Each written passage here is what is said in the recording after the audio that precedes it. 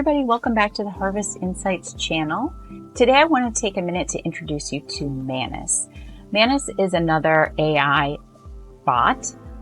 The difference between Manus and ChatGPT is that Manus is more focused on executing actions as opposed to providing research or comments.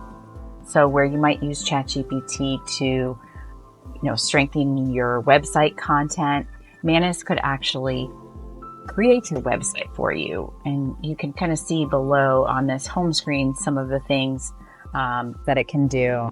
I'm going to use it for our purposes in market research because I have a survey that I need timed. Of course, this is a fake survey and not something I've actually completed for the client, but I want to show you how Manus works using it. So I am going to put a very simple prompt into Manus. I'm going to tell it that I want it to take a survey as if it was a human who enjoys beer. I believe this is a beer bottle study. Manus, unlike ChatGPT, also works on a credit system. So every time you ask Manus to do something, it is going to take a certain amount of credits to complete that. What's a little frustrating, it doesn't tell you how many credits it's going to take.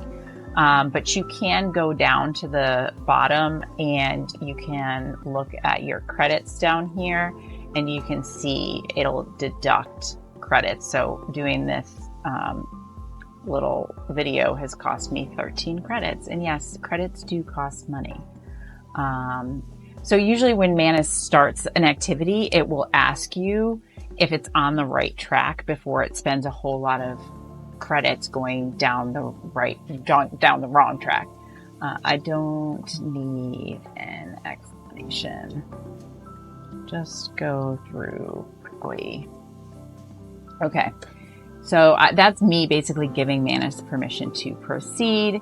Now, here's what I really want to show you. When I open this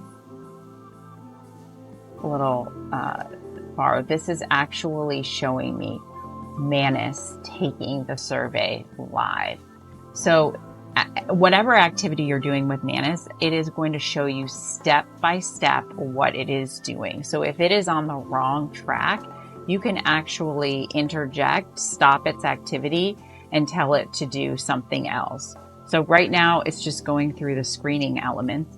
This survey, since it's just an example survey, doesn't have any screening requirements, but I did test this with another survey that had a pretty extensive set of screening requirements. And what I did was I just told Manus who it needed to be to get through. So when I wrote the prompt, I said, you should pretend you are a XYZ, and it made it through the screener fine with just that little bit. Now, I'm watching Manus take this little conjoint study here with beer bottles. I'm going to interject and say, only select the green bottles. So now I interrupted what it was doing, and it says, okay, I'm only going to select the green bottles now. So as it's going through now, it's only going to select the green bottles, but it will continue then doing the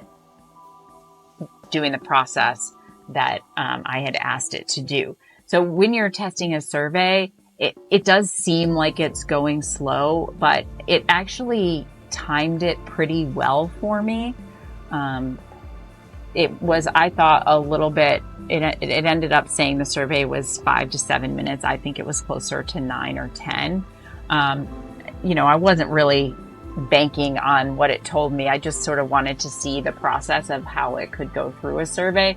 So this is what it looks like. I mean, we could have a whole nother video on, bots taking surveys and things like that.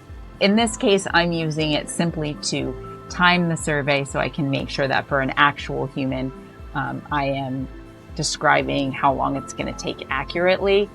But this is just one of the millions of things that Manus can do for you. I've also used it for spreadsheets, making those, combining data sets, things like that. So it's a very useful tool to have in your AI arsenal.